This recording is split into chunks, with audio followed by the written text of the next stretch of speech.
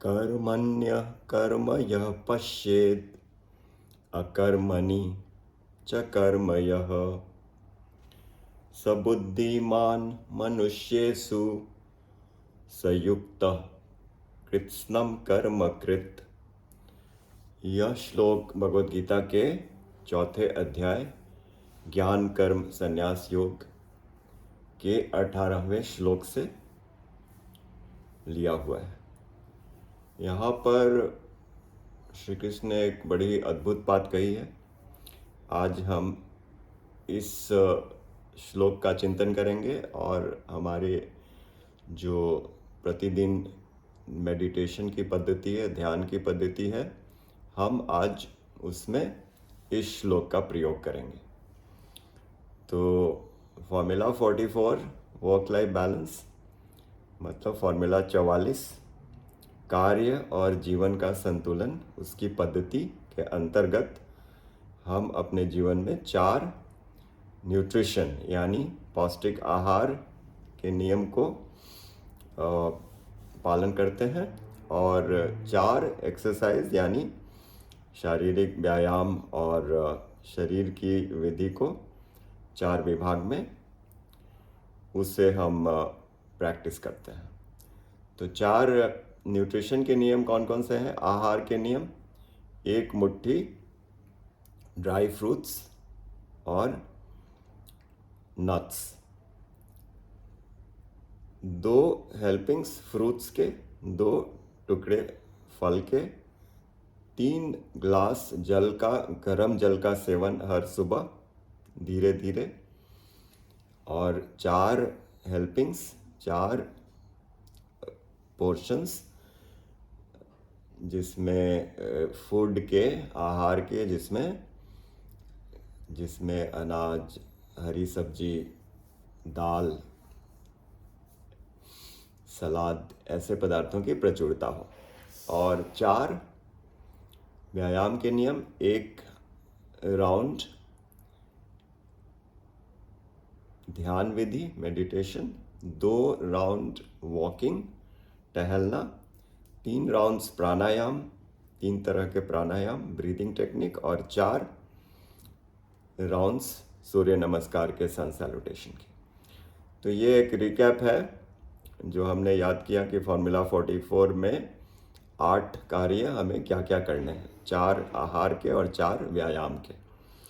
और अब हम ध्यान विधि को अपने जीवन में प्रैक्टिस करने का प्रयास करते हैं। हर रोज़ कम से कम 10 मिनट सुबह और 10 मिनट रात को हम ध्यान में बैठते हैं। ध्यान में बैठने की विधि है कि हम अपने पीठ को सीधी रखें, सर को और पीठ की जो स्ट्रेट जो अलाइनमेंट है वो होनी चाहिए, और एक मुद्रा भी बनाते हैं, तर्जनी और अंगूठे को जोड़कर उसे दबाकर और हाथ को अपने घुटनों पर रखते हैं, और इस तरह से अपने शरीर को सीधा करके और पद्मासन में बैठकर, अगर पद्मासन न हो तो अर्ध पद्मासन या कोई भी सुखासन में बैठकर हम अपने आँख को बंद करके ध्यान में बैठेंगे।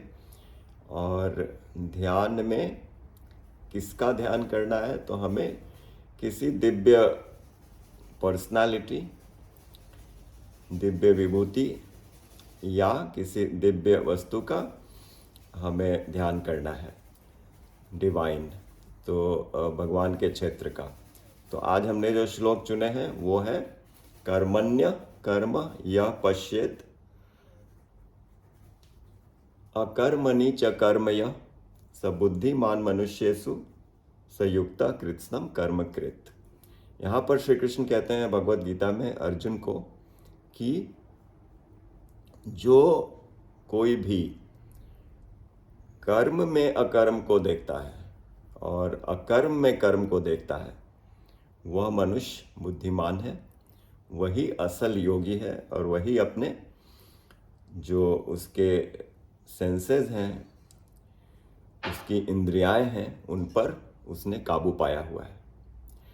तो अगर हमें सेंसेस पर मास्टरी करनी है, हमें योगी बनना है और हमें बुद्धिमान बनना है, तो हमें कर्म में अकर्म को और अकर्म में कर्म को देखना सीखना पड़ता है। तो यह श्लोक सिखलाता है कि कैसे हम कर्म में अकर्म को देखें और अकर्म में कर्म को।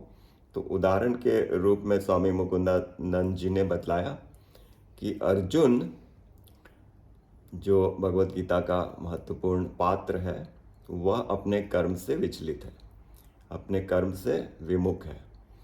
युद्ध की आवश्यकता आ पड़ी है लेकिन वह युद्ध नहीं करना चाहता है, जबकि उसके पास सारी योग्यताएं हैं।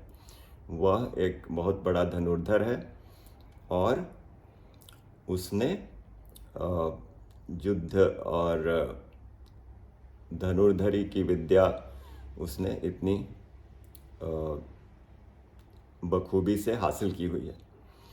तो उसे युद्ध बिल्कुल करना चाहिए क्योंकि उसका कर्तव्य है, लेकिन वह युद्ध नहीं कर रहा है, युद्ध से भाग रहा है। तो ये जो स्थिति है यहाँ पर हम अकर्म और कर्म को समझ सकते हैं कि युद्ध से तो भाग रहा है, यह कहकर कि अगर मैं युद्ध करूँगा तो हमारे अपने लोग मारे जाएंगे और फिर हमें कोई प्रसन्नता नहीं होगी, यह तो दुख का विषय है। लेकिन युद्ध करने की आवश्यकता आ गई है क्योंकि धर्म की रक्षा करनी है। तो कृष्ण वही समझा रहे हैं कि आपको युद्ध करना है, और अगर वो युद्ध नहीं करता है तो कर्म ऐसा वो सोच रहा है कि नहीं कर रहा है, लेकिन कर्म हो रहा है क्योंकि उसके कर्तव्य का पालन नहीं करने से जो पाप की गति प्राप्त हो रही है उसका भुगतान उसे करना पड़ेगा। उसे नरक की यातना सहनी पड़ेगी क्योंकि अपनी ड्यूटीज़ को नहीं निभाना एक क्षत्रिय के लिए वह बहुत बड़ा अपराध माना जाएगा। तो चूंकि वह कर्म नहीं करने का सोच रहा है लेकिन फिर भी कर्म हो रहा है क्योंकि उसकी सोच जो है वह भी कर्म है, सोच से ही कर्म बनता है। तो यही सिद्धांत है कि उसके अकर्म में भी कर्म दिखलाई पड़ता है बुद्धिमान व्यक्ति को। हालांकि वो कर्म नहीं करने का सोच रहा है, अकर्म अपने को मानता है, लेकिन उस अकर्म में भी कर्म शामिल है। दूसरी तरफ स्वामी मुकुंदानंद जी ने प्रहलाद महाराज का उदाहरण दिया कि वो भगवान की भक्ति करते हैं, उनका सारा कार्य भगवान की उपासना से प्रेरित है, उन्हीं की सेवा में सारा कुछ करना चाहते हैं वो। इसलिए भगवान जब उनको कहते हैं कि प्रहलाद आप मुझसे वर मांगो, तो वो बिल्कुल ना कर देते हैं। उन्हें किसी भौतिक पदार्थ की लालसा है ही नहीं। तो फिर भगवान ने जब बहुत उनको समझाया और कहा कि मैं आपको कुछ देना चाहता हूँ, तो फिर उन्होंने स्वीकार किया, अगर आपकी मंशा है तो फिर आपका जो भी आदेश है वो सर आँखों पर। तो भगवान ने उनको आदेश दिया कि तुम 1 मनवंतर तक राज्य करो इस पृथ्वी पर। तो 1 मनवंतर जिसमें 71 चतुर्युगी शामिल हैं, और एक चतुर्युगी में सतयुग, त्रेता, द्वापर और कलयुग है। इतना लंबा समय है। उस मनवंतर के वो राजा बनते हैं और सब कुछ करते हैं जो भी एक सफल राजा अपने जीवन में करता है, वो सब कुछ कर्म करते हैं।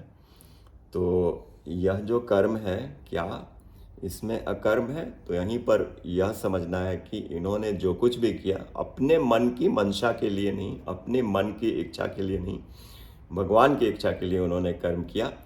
तो उनका जो कर्म है उसमें अकर्म है। तो यही बात को समझाया गया कि कैसे कर्म में अकर्म और अकर्म में कर्म को एक बुद्धिमान व्यक्ति देखता है, और वही असल योगी है। यह एक बहुत ही सुंदर भगवत गीता का श्लोक है। कर्मण्य कर्म यह पश्येद अकर्मणि च कर्मया स बुद्धिमान मनुष्येषु संयुक्त कृत्स्नम कर्म कृत। तो अर्जुन के उदाहरण से कि अर्जुन कर्म नहीं करने का सोचता है, लेकिन उस नहीं करने के कर्म के संदर्भ में कर्म शामिल है, ये हमने समझा। और प्रहलाद महाराज सब कुछ कर्म करते हैं, उनका विवाह होता है, उनके बच्चे होते हैं, वो साम दाम दंड भेद सबका प्रयोग करते हैं अपने राज तंत्र के क्रम में, लेकिन फिर भी उनका कर्म कुछ कर्म माना नहीं जाता है, क्योंकि उनकी जो प्रेरणा है वो भगवान से प्रेरित है, उनकी सेवा से प्रेरित है। तो यही सिद्धांत है, action in inaction and inaction in action. कर्म में अकर्म और अकर्म में कर्म देखने की विधा, और ये जो करता है उसे भगवान ने भगवत गीता में उसे बहुत सराहा है। तो आज का जो हमारा मेडिटेशन ध्यान विधि जो हमने किया वो भगवत गीता के 4थे अध्याय के 18वें श्लोक पर आधारित है। तो इसको हम अगर अपने मस्तिष्क में लाकर इसका मनन करें, ध्यान करें, तो ये हमारे लिए एक मेडिटेशन का बहुत ही सुंदर उदाहरण है। धन्यवाद।